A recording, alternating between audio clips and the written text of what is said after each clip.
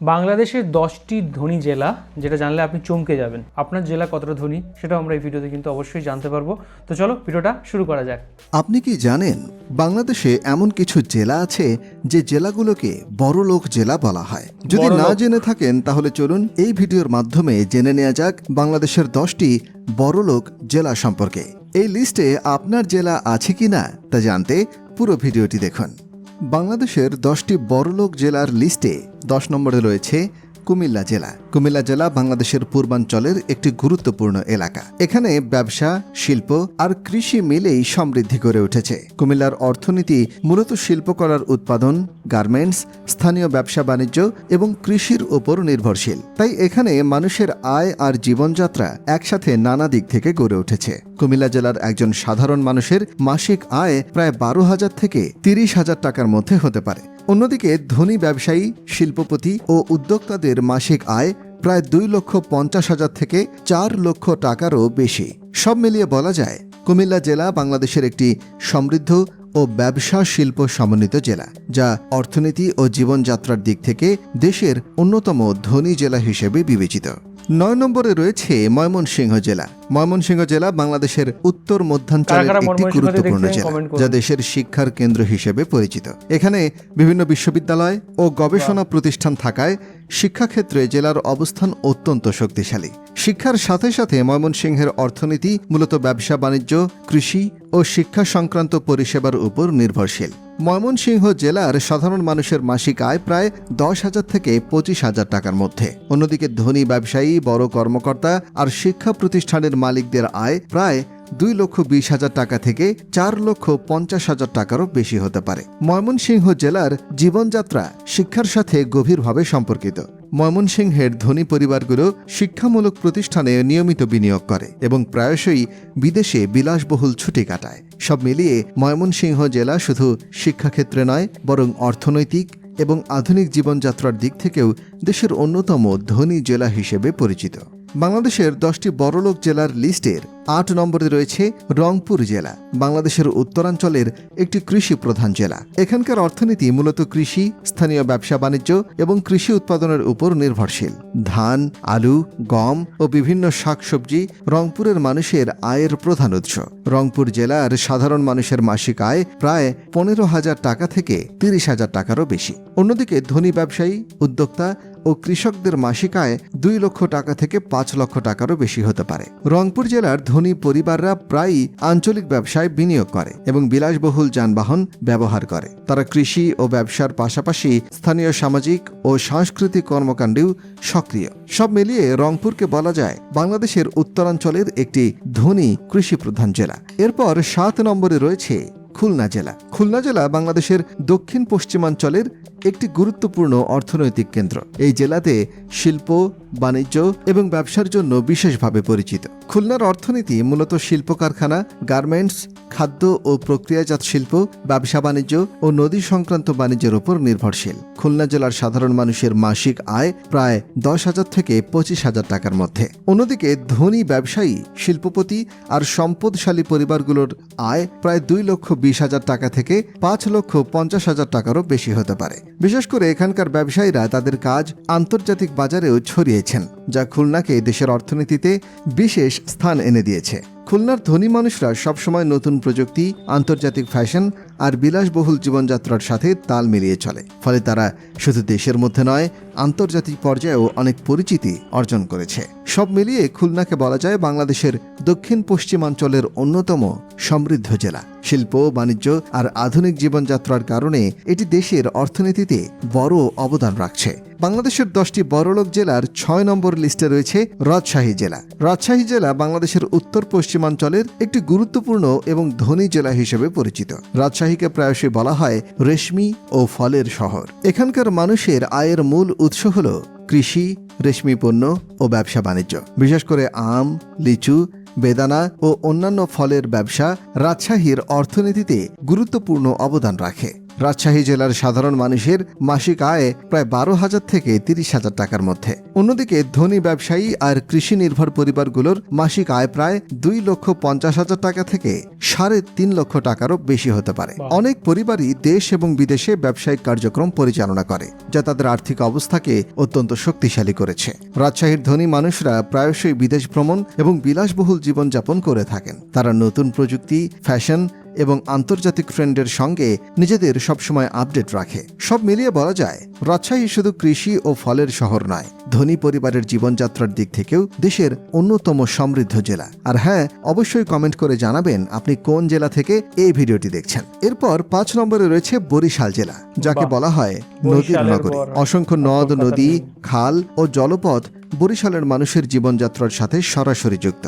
বরিশাল জেলার আয়ের উৎস হল কৃষি, মাছ ধরা, ব্যবসা বাণিজ্য আর নদীভিত্তিক অর্থনীতি। বরিশাল জেলার সাধারণ মানুষের মাসিক আয় প্রায় 20,000 থেকে 45,000 টাকার মধ্যে সীমাবদ্ধ। তবে ধনী ব্যবসায়ী, জমির মালিক আর উদ্যোক্তাদের মাসিক আয় প্রায় 2,90,000 টাকা থেকে 4,50,000 টাকা বা তারও বেশি হতে পারে। বিশেষ করে মাছের ব্যবসা, নৌ পরিবহন ও কৃষিভিত্তিক বাণিজ্যে অনেক মানুষ প্রচুর সম্পদশালী হয়েছেন। বরিশালে অনেক ধনী মানুষ বিলাসবহুল নৌকা ব্যবহার করেন। এমনকি ছুটির দিনে তারা পরিবার পরিজন নিয়ে নদীর তীরে সময় কাটান, যা দেশের অন্য জেলায় খুব একটা দেখা যায় না। সব মিলিয়ে বরিশালকে বলা যায় বাংলাদেশের দক্ষিণাঞ্চলের এক অনন্য জেলা, যেখানে নদী ও প্রকৃতি মানুষের জীবনযাত্রা ও অর্থনীতিকে বিশেষভাবে প্রভাবিত করেছে। বাংলাদেশের 10টি বড়লোক জেলার লিস্টে 4 নম্বরে রয়েছে নারায়ণগঞ্জ জেলা। নারায়ণগঞ্জ জেলা দেশের অন্যতম প্রধান শিল্পাঞ্চল হিসেবে পরিচিত। ঢাকার কাছাকাছি হওয়ায় এটি শুধু রাজধানীর সঙ্গেই নয়, পুরো বাংলাদেশের অর্থনীতির সাথেও সরাসরি যুক্ত। বিশেষ করে টেক্সটাইল, গার্মেন্টস, ডাইং, প্রিন্টিং এবং বিভিন্ন ধরনের শিল্প কারখানার জন্য নারায়ণগঞ্জকে বলা হয় বাংলাদেশের ম্যানচেস্টার। এখানকার শিল্প উৎপাদন দেশের অর্থনীতিতে বিশাল অবদান রাখে। নারায়ণগঞ্জ জেলার সাধারণ মানুষের মাসিক আয় 12,000 থেকে 30,000 টাকার মধ্যে হয়ে থাকে। অন্যদিকে শিল্পপতি, ব্যবসায়ী আর ধনী পরিবারগুলোর মাসিক আয় প্রায় 2,20,000 টাকা থেকে 3,80,000 টাকারও বেশি হয়ে থাকে। সব মিলিয়ে নারায়ণগঞ্জকে বলা যায় বাংলাদেশের শিল্পের প্রাণকেন্দ্র, যা শুধু অর্থনৈতিকভাবে নয়, আধুনিক জীবনযাত্রার দিক থেকেও অনেক এগিয়ে। এরপর আমাদের লিস্টের 3 নম্বরে রয়েছে সিলেট জেলা। সিলেট জেলা বাংলাদেশের অন্যতম ধনী অঞ্চল হিসেবে পরিচিত। এখানকার অর্থনীতির মূল চালিকা শক্তি হল বিদেশি রেমিটেন্স, চা বাগান ও বিভিন্ন ধরনের ব্যবসা বাণিজ্য। বিশেষ করে প্রবাসী আয়ে সিলেটের অবদান অপরিসীম। যুক্তরাজ্য, আমেরিকা, মধ্যপ্রাচ্য সহ পৃথিবীর বিভিন্ন দেশে বসবাসরত সিলেটবাসীরা বিপুল পরিমাণ রেমিটেন্স পাঠান, যা পুরো জেলাকে অর্থনৈতিকভাবে শক্তিশালী করেছে। সিলেটের সাধারণ মানুষের মাসিক আয় প্রায় 15,000 থেকে 35,000 টাকা পর্যন্ত হয়। অন্যদিকে ধনী ব্যবসায়ী ও প্রবাসী পরিবারের মাসিক আয় প্রায় 3,50,000 টাকা থেকে 5,80,000 টাকারও বেশি হতে পারে। ফলে সিলেটের মানুষ দেশের অন্যান্য জেলার তুলনায় অনেক বেশি ধনী ও সচ্ছল। সিলেটের ধনী মানুষরা প্রায়ই বিদেশে বড় বড় ব্যবসায় বিনিয়োগ করে থাকে। অনেকেই লন্ডন বা নিউ ইয়র্কে রেস্টুরেন্ট, হোটেল বা বিভিন্ন কোম্পানির মালিক। এছাড়া তারা প্রায়শই বিলাসবহুল বিদেশি ভ্রমণ এবং ছুটির দিন উপভোগ করেন। সব মিলিয়ে বলা যায় সিলেট শুধু প্রাকৃতিক সৌন্দর্য নয়, অর্থনৈতিক দিক থেকেও দেশের অন্যতম ধনী জেলা। বাংলাদেশের 10টি বড়লোক জেলার লিস্টে 2 নম্বরে রয়েছে চট্টগ্রাম জেলা।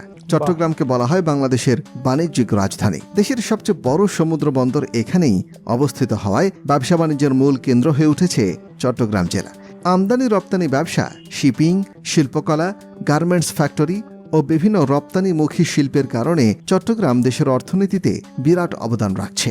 শুধু তাই নয়, প্রবাসী আয়ও চট্টগ্রামের অর্থনীতিকে শক্তিশালী করেছে। মধ্যপ্রাচ্য ও বিশ্বের বিভিন্ন দেশে কাজ করা প্রবাসী চট্টগ্রামবাসীর পাঠানো রেমিটেন্স এই জেলার মানুষের জীবনযাত্রাকে অনেক উন্নত করেছে। চট্টগ্রামের সাধারণ মানুষের মাসিক আয় প্রায় 30,000 থেকে 40,000 টাকা। তবে ব্যবসায়ী, শিল্পপতি ও উচ্চপদস্থ কর্মকর্তাদের মাসিক আয় প্রায় 3 লক্ষ টাকা থেকে 8 লক্ষ টাকারও বেশি হয়ে থাকে। চট্টগ্রামের অনেক ব্যবসায়ী আন্তর্জাতিক পর্যায়েও পরিচিত।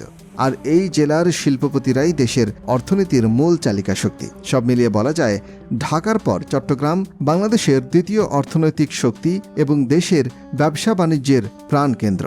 সর্বশেষ 1 নম্বরে রয়েছে বাংলাদেশের রাজধানী ঢাকা। বাংলাদেশের রাজধানী ঢাকা দেশের সবচেয়ে বড়লোক জেলা হিসেবে শীর্ষে রয়েছে। এখানকার মানুষদের প্রধান আয়ের উৎস হল ব্যবসা বাণিজ্য, ব্যাংকিং, কর্পোরেট চাকরি, শিল্প কারখানা, আইটি সেক্টর এবং বিভিন্ন সরকারি চাকরি। বিশেষ করে গার্মেন্টস ও রপ্তানিমুখী শিল্প ঢাকার অর্থনীতিকে অনেক এগিয়ে নিয়েছে।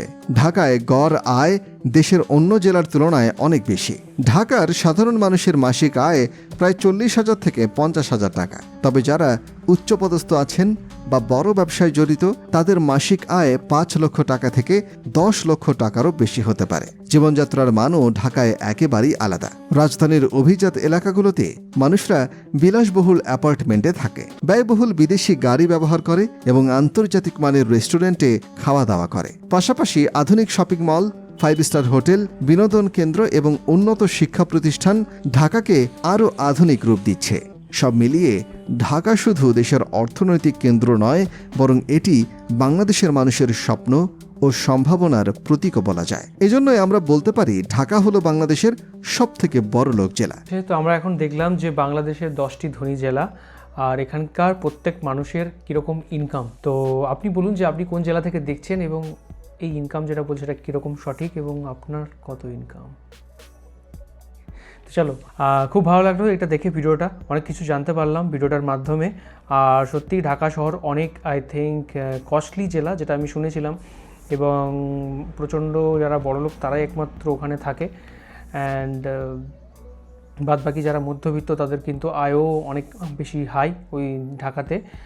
আর যেহেতু কেন হবে না, কারণ একটা দেশের ক্যাপিটাল যেহেতু, তো অবশ্যই সেখানে তো খরচও অনেক বেশি হবে এবং তার ইনকামও অনেক বেশি হবে। তো আমার অনেক বন্ধুরা থাকে ঢাকাতে, তো তার সাথে কথা হয়। তো আমার কোনোদিনও যাওয়া হয়নি বাংলাদেশ, তো বাংলাদেশ গেলে কোন কোন জায়গা ঘুরবো সেটা কিন্তু অবশ্যই আপনারা কমেন্ট করে জানাতে পারেন। আর এখানে কমেন্ট করে জানান যে আপনি কোন জেলা থেকে দেখছেন। তো চলো, এই ছিল আজকে video. Thank you so much আমাদের ভিডিও দেখার জন্য। আর কোন কোন ভিডিওর উপর আমরা রিঅ্যাক্ট করতে পারি সেটা অবশ্যই কমেন্ট করে জানাবেন।